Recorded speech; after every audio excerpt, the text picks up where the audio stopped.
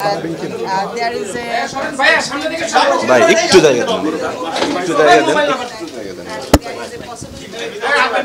migrant worker who don't have work in there, they can be transferred in another field.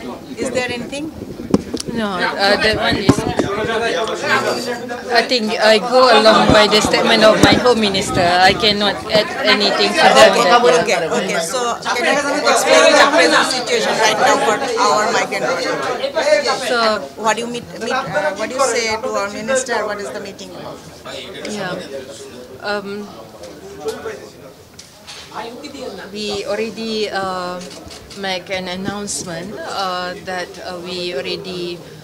we have a stand on this, that we stick to the deadline of May 31st, and we are doing so in ensuring the uniformity with respect to all the 15 source countries that we have. And we need this in order to reassess the needs as well as to address the loopholes. And I have conveyed this to Honorable State Minister. Honorable State Minister somehow asked us to reconsider. We will convey to Kuala Lumpur about this. And regardless, Bangladesh remains our true friends, and we talk about the history, that how Bangabandhu visited Kuala Lumpur in 1973 and my king reciprocated the visit in 1974. So that remains the same. Thank you. His Excellency, you mentioned that good relation between the two countries, and you also highlight this issue during the meeting our minister. My two questions. Our recruiting agency claimed that deadline was 31 May, but you issue visa 1 June, 2 June. This is true. This is true. No, but we saw the paper that e-visa that was issued from Malaysia at 2 June. Yes. Do we address this issue? May 28, 29. No, the whole Malaysian government, we stick to the deadline. But visa is issued in 2 June. What do you say about this? Everybody can make an allegation, but we cannot entertain any allegation without any proof whatsoever. But so far, the whole Malaysian government, including those who are issuing the visa, we stick by the deadline. Yeah. Some recruiting agency try to say that our workers' timeline can be increased. Is it true? Do you extend the timeline? I just mentioned just now that my government stand by the deadline, which is May 31st, because we have 15 source countries, and we want to ensure uniformity, meaning standard in terms of the application of this deadline with our 15 source countries. This is not peculiar to Bangladesh only, but it applicable to all 15 source countries. Yeah. But some of our workers don't have work in your country right now, and they don't get any work there. Do you have any plan about them to transfer them any other sector, or what do you want to do? Ensure the workers. I think this is something that my government is looking into it. I cannot comment further on that. Okay, thank you. Thank you so much. মাননীয় মন্ত্রী, আপনি শুনছিলেন Malaysian high commissioner বলছিল যে অভিযোগগুলো আসলে reporting এজেন্সিগুলো করছে সেটা আসলে সত্যি না। তাহলে আসলে এটাই লোকে শুনেন, এটা 2023 সালে তাদের সাথে আমাদের যে কন্ট্রাক্ট ছিল, আমাদের যে এগ্রিমেন্ট ছিল, সেই এগ্রিমেন্টের শেষ তারিখ ছিল 31 মে। সেটা ফুলফিল করতে গিয়ে মালয়েশিয়ান গভর্নমেন্টও চেষ্টা করেছে, আমরাও চেষ্টা করেছি। এখন যেটা হলো কি, যে আমাদের প্রায় 17,000 মানুষ ভিসা ইস্যু হয়েছে, তাদের ভিসা হয়েছে। আমরা মালয়েশিয়ান গভর্নমেন্টকে থ্রু দি হাই কমিশন আমরা অ্যাপিল করেছি যে এই অন্ততপক্ষে এই 17,000 যাদের ভিসা পেয়েছে তাদেরকে তাদের দেশে এন্ট্রি এবং কাজের ব্যবস্থা করে দেওয়ার জন্য সেটা আমরা রিকোয়েস্ট করেছি, এবং সেটা সেই মেসেজটা কনভে করবে তাদের মালয়েশিয়ান গভর্নমেন্টের কাছে হাই কমিশন। সেটাই হয়েছে, এবং আমরা আশা করতেছি যে আমাদের রিকোয়েস্ট তারা রক্ষা করার জন্য চেষ্টা করবে।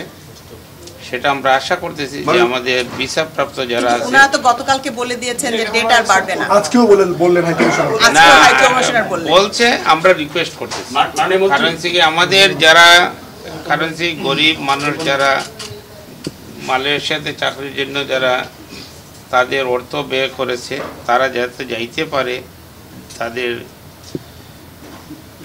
17,000 লোক যাইতে পারে নাই মন্ত্রণালয়ের হিসাব, কিন্তু আমরা আবার গণবিজ্ঞপ্তি দিয়ে কর্মীদের খুঁজছি কেন? তাদের তালিকা কি আপনাদের কাছে নেই? প্রশ্নটা হচ্ছে মাননীয় প্রতিমন্ত্রী, যারা বিদেশে যাচ্ছেন বা যেতে পারেন নাই না, আমরা গণবিজ্ঞপ্তি দিয়ে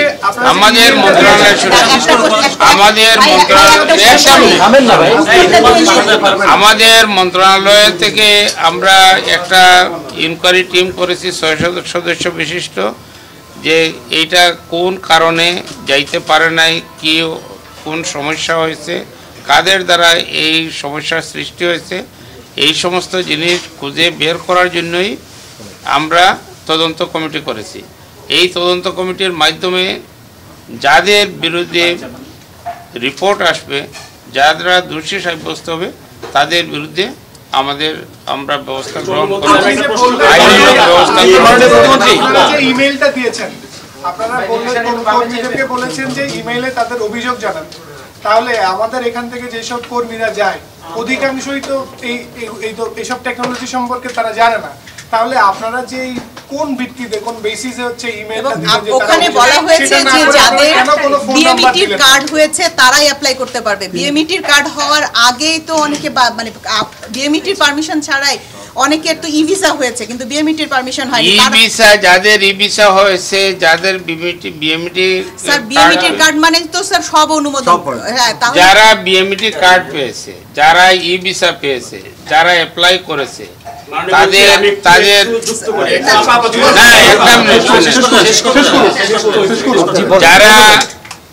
যারা বিদেশ যাওয়ার জন্য অ্যাপ্লাই করেছে, যারা বিভিন্ন রিক্রুটিং এজেন্টের সাথে যোগাযোগ করেছে এবং যারা এজেন্টের মাধ্যমে যাওয়ার প্রস্তুতি নিয়েছে, যারা এমনকি যারা ভিসা পায় নাই তাদের ব্যাপারেও আমাদের মন্ত্রণালয় কনসিডার করবে এবং তাদের যাতে ক্ষতিপূরণের ব্যবস্থা করা যায় সেই ব্যাপারে আমরা ব্যবস্থা করতেছি।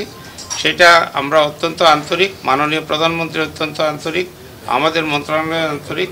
আমরা কাউকে ছাড় দিব না, যারা দোষী সাব্যস্ত হবে তাদেরকে আইনানুগ ব্যবস্থা গ্রহণ করবে। বিএমইটির কার্ড না হয় ই ভিসা তো হয়েছে এবং তারা পুরো টাকা দিয়েছে, বিএমইটির পারমিশন হতে তো আরো 7 দিন লাগে, তাহলে বিএমইটির কার্ড যাদের নেই তারা কি পাবে না টাকা ফেরত? নিশ্চয় তাদের ব্যবস্থা করা হবে, তাদের টাকা ফেরত পাওয়ার ব্যবস্থা গ্রহণ করা হবে, তাদের জন্য ইনকোয়ারি টিম করা হবে। মাননীয় আপনারা যে 17,000 কর্মী আপনারা একটা তালিকা বা আপনারা তথ্য দিয়েছেন, সেটি দিয়েছেন, কিন্তু বিএমইটি ক্লিয়ারেন্স হওয়ার পরে কতজন যেতে পারেনি সেটি। বিএমইটি ক্লিয়ারেন্সের আগের ধাপ হচ্ছে ই ভিসা, তার আগের ধাপ হচ্ছে কলিং ভিসা, তার আগের ধাপ হচ্ছে আবেদন করা বা কোশ্চেনটা করেন ভাই, তার মানে এক কোশ্চেনই করতে দাদাও তো দেখে আবার বেশি বুঝে না, কোশ্চেন তো বোঝা লাগবে, প্রত্যেকটা ধাপে কিন্তু কর্মীরা পাইপলাইনে আছে। বিএমইটি ক্লিয়ারেন্সের পরের তথ্য আপনাদের কাছে আছে, কিন্তু এর আগের তথ্যগুলো কিন্তু আপনাদের কাছে নাই। বিজ্ঞপ্তিতে বলা হচ্ছে বিএমইটি ক্লিয়ারেন্সের পরে যারা তাদেরকে আবেদন করতে বলছে, তো আবার ইমেইল। আগের কর্মীদের ব্যাপারে আপনাদের চিন্তা ভাবনা কি, সেটা নিয়ে কেন? যারা ক্ষতিগ্রস্ত হয়েছে এই মালয়েশিয়া যাওয়ার ব্যাপারে, যারা ক্ষতিগ্রস্ত হয়েছে, যাদের তালিকা আসবে তাদের ক্ষতিপূরণ দেওয়ানোর ব্যবস্থা আমরা গ্রহণ করব। আহ্বান তো সেখানে নাই, কোথাও তো আপনারা বিজ্ঞপ্তি দেন নাই সেটা যে সবাই আপনারা আবেদন করে, আপনি বলছেন বিএমইটি ক্লিয়ারেন্সের পরে যাদের, সেটা ধীরে ধীরে পর্যায়ক্রমে পাবে। আমরা তদন্ত টিম সেটা পর্যায়ক্রমে নোটিশ করবে এবং ইনশাআল্লাহ সবার ব্যাপারে আমাদের তদন্ত কমিটি কাজ করতেছে ইনশাআল্লাহ। মাননীয় প্রতিমন্ত্রী, একটা বিষয় একটু করেন, আমার জানার বিষয় হলো যে অ্যাম্বাসেডর ম্যাডাম বলার পরেও আপনি বলছেন যে চেষ্টা করা হবে, আমরা চেষ্টা করি, ওইটাই বলছি যে এটা আমাদের গভর্নমেন্ট থেকে, আমাদের মন্ত্রণালয় থেকে আমরা মালয়েশিয়ান গভর্নমেন্টকে চিঠি দিয়েছি, আমাদের এমবেসির মাধ্যমে গতকালকে সেটা না করে দিয়েছে ওই দেশের আবার আমরা চেষ্টা করব। অসুবিধা কি, চেষ্টা করতে অসুবিধা আছে। আচ্ছা, আরেকটা বিষয়, বাইরা থেকে জানানো হয়েছে আপনারা যে 17,000-এর কথা বলেছেন, কিন্তু গতকালকে বাইরা পরিষ্কার প্রেস ব্রিফিং এ বলছে যে 5 থেকে 6,000-এর বেশি হবে না। ইট ইজ দেয়ার ভার্সন, এটা আমাদের ভার্সন নয়, এটা হলো বাইরের ভার্সন। তারা কোন তথ্য ভিত্তিতে বলেছে সেটা তাদেরকে জিজ্ঞাসা। মাননীয়, আমার একটা শেষ প্রশ্ন, আপনি নিজে একজন প্রবাসী ছিলেন এক সময়, এই প্রবাসীদের কান্নায় আপনার কেমন লাগছে? আপনি কি? আমরা ব্যথিত, দুঃখিত, ভারাক্রান্ত, এবং আমরা তাদের ব্যাপারে আমরা কাজ করতেছি। আমি বললাম তো, তদন্ত টিম হয়েছে, তদন্ত টিমের মাধ্যমে যাদের বিরুদ্ধে ব্যবস্থা, যারা দোষী সাব্যস্ত হবে তাদের বিরুদ্ধেই আমরা ব্যবস্থা গ্রহণ করব।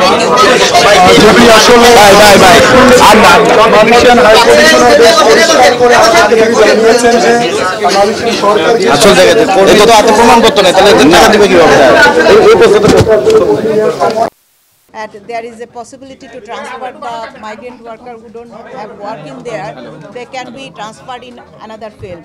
Is there anything? No, that one is. I think I go along by the statement of my Home Minister. I cannot add anything further on that. Yeah. Okay, okay. So can you explain the present situation right now for our migrant workers? So What do you what do you say to our minister? What is the meeting about? yeah.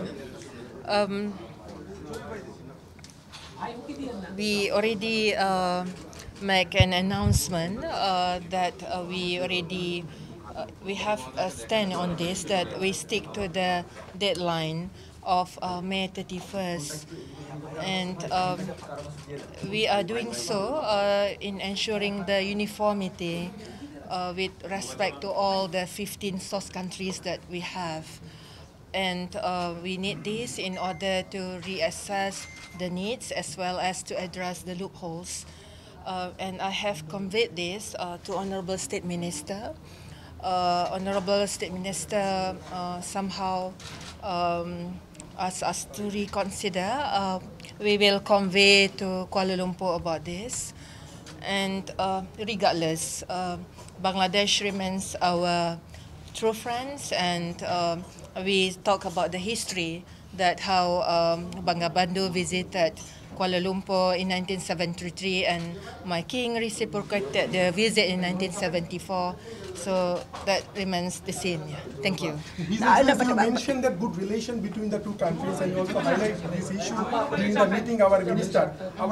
My two questions. Our recruiting agency claimed that deadline was 31 May, but you issue visa 1 June, 2 June. This is true? This is true? No. No, but we saw the paper that e-visa that was issued from Malaysia at 2 June. Yes. Do we address this issue? May 28, 29. No. The whole Malaysian government, we stick to the deadline. But visa is issued in 2 June. What do you say about this? Everybody can make an allegation, but we cannot entertain any allegation without any proof whatsoever.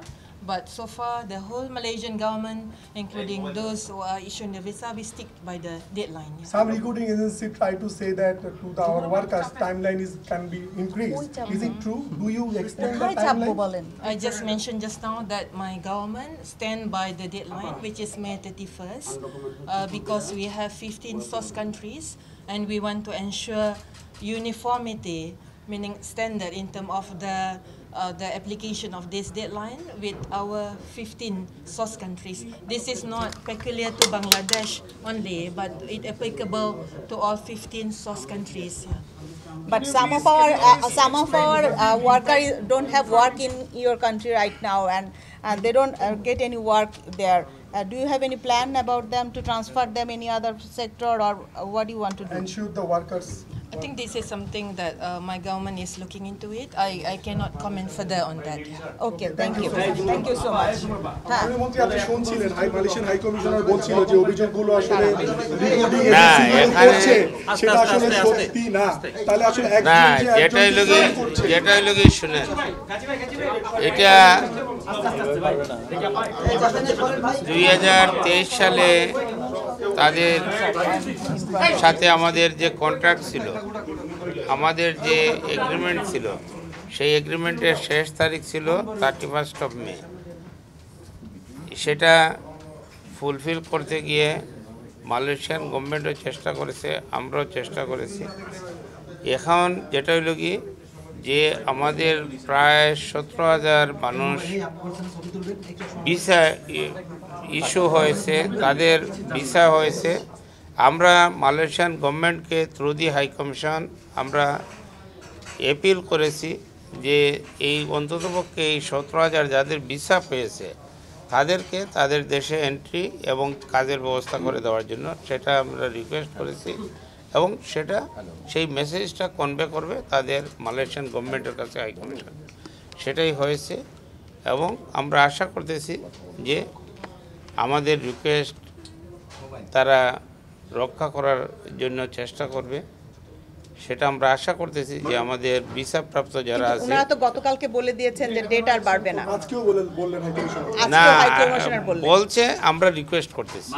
কারণ হচ্ছে কি আমাদের যারা currency গরিব মানুষ যারা মালয়েশিয়াতে চাকরির জন্য যারা তাদের অর্থ ব্যয় করেছে তারা যাতে যাইতে পারে তাদের গন্তব্যস্থলে। সুনির্দিষ্ট কোনো প্ল্যান কি আছে? যাইতে পারে নাই মন্ত্রণালয়ের হিসাব, কিন্তু আমরা আবার গণবিজ্ঞপ্তি দিয়ে কর্মীদের খুঁজছি কেন? তাদের তালিকা কি আপনাদের কাছে নেই? প্রশ্নটা হচ্ছে মাননীয় প্রতিমন্ত্রী, যারা বিদেশে যাচ্ছেন বা যেতে পারেন নাই, না যেটা হলো কি আমরা গণবিজ্ঞপ্তি দিই আমাদের মন্ত্রণালয় শুনে, আমাদের মন্ত্রণালয় একটা মিনিট শুনে, আমাদের মন্ত্রণালয় থেকে আমরা একটা ইনকোয়ারি টিম করেছি 6 সদস্য বিশিষ্ট, যে এইটা কোন কারণে যাইতে পারে নাই, কি কোন সমস্যা হয়েছে, কাদের দ্বারা এই সমস্যার সৃষ্টি হয়েছে, এই সমস্ত জিনিস খুঁজে বের করার জন্যই আমরা তদন্ত কমিটি করেছি। এই তদন্ত কমিটির মাধ্যমে যাদের বিরুদ্ধে রিপোর্ট আসবে, যারা দোষী সাব্যস্ত হবে তাদের বিরুদ্ধে আমরা ব্যবস্থা গ্রহণ করব, আইনানুগ ব্যবস্থা গ্রহণ করব। আপনারা যে ইমেইলটা দিয়েছেন, আপনারা কর্মীদেরকে বলেছেন যে ইমেইলে তাদের অভিযোগ জানান। তাহলে আমাদের এখান থেকে যেসব কর্মীরা যায় অধিকাংশই তো এইসব টেকনোলজি সম্পর্কে তারা জানে না। তাহলে আপনারা যে কোন ভিত্তিতে কোন বেসিসে হচ্ছে ইমেইলটা দিবেন? ওখানে বলা হয়েছে যে যাদের বিএমইটির কার্ড হয়েছে তারাই অ্যাপ্লাই করতে পারবে। বিএমইটির কার্ড হওয়ার আগেই তো অনেকে মানে বিএমইটির পারমিশন ছাড়াই অনেকের তো ই ভিসা হয়েছে কিন্তু বিএমইটির পারমিশন হয়নি। ই ভিসা যাদের ই ভিসা হয়েছে, যাদের বিএমইটির স্যার বিএমইটির কার্ড মানে তো স্যার সব অনুমোদন। হ্যাঁ, তাহলে যারা বিএমইটির কার্ড পেয়েছে, যারা ই ভিসা পেয়েছে, যারা অ্যাপ্লাই করেছে তাদের না একটা মিনিট শুনে, যারা বিদেশ যাওয়ার জন্য অ্যাপ্লাই করেছে, যারা বিভিন্ন রিক্রুটিং এজেন্টের সাথে যোগাযোগ করেছে এবং যারা এজেন্টের মাধ্যমে যাওয়ার প্রস্তুতি নিয়েছে, যারা এমনকি যারা ভিসা পায় নাই তাদের ব্যাপারেও আমাদের মন্ত্রণালয় কনসিডার করবে এবং তাদের যাতে ক্ষতিপূরণের ব্যবস্থা করা যায় সেই ব্যাপারে আমরা ব্যবস্থা করতেছি। সেটা আমরা অত্যন্ত আন্তরিক, মাননীয় প্রধানমন্ত্রী অত্যন্ত আন্তরিক, আমাদের মন্ত্রণালয় আন্তরিক। আমরা কাউকে ছাড় দিব না, যারা দোষী সাব্যস্ত হবে তাদেরকে আইনানুগ ব্যবস্থা গ্রহণ করা হবে। বিএমইটির কার্ড না হয়ে ই ভিসা তো হয়েছে এবং তারা পুরো টাকা দিয়েছে। বিএমইটির পারমিশন হতে তো আরো 7 দিন লাগে। তাহলে বিএমইটির কার্ড যাদের নেই তারা কি পাবে না টাকা ফেরত? নিশ্চয় তাদের ব্যবস্থা করা হবে, তাদের টাকা ফেরত পাওয়ার ব্যবস্থা গ্রহণ করা হবে। তাদের জন্য ইনকোয়ারি টিম করা হবে। আপনারা যে 17,000 কর্মী আপনারা একটা তালিকা বা আপনারা তথ্য দিয়েছেন, সেটি দিয়েছেন, কিন্তু বিএমইটি ক্লিয়ারেন্স হওয়ার পরে কতজন যেতে পারেনি সেটি।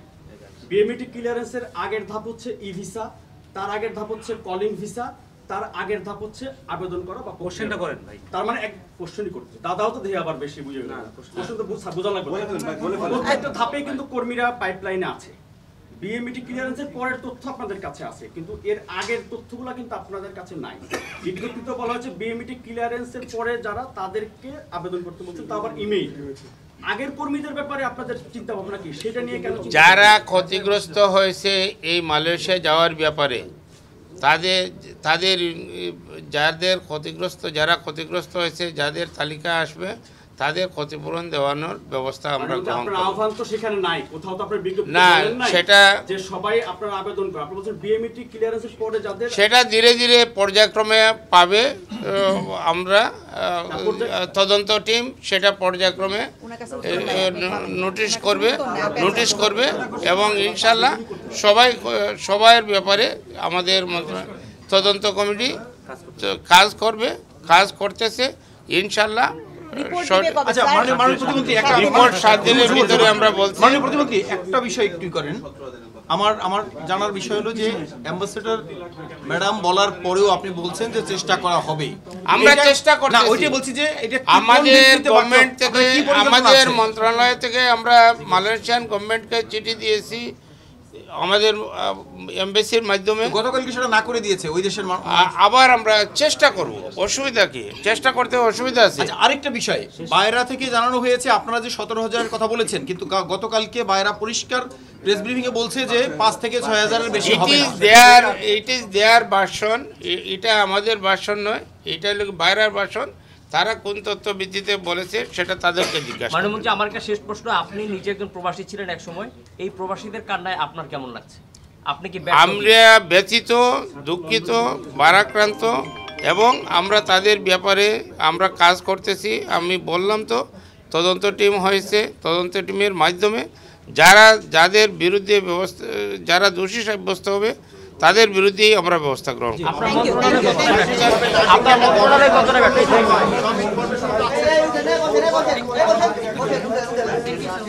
সরকারকে আসলে বাংলাদেশ সহ দেশ থেকে আসলে কর্মী নেওয়ার সময় পড়ে যেতে পারে। আর ডিবিসি আপনি কিছু লিখছেন, আগে কিছু লিখতে পারে ইন্ডিপেন্ডেন্ট বৈশাখী কই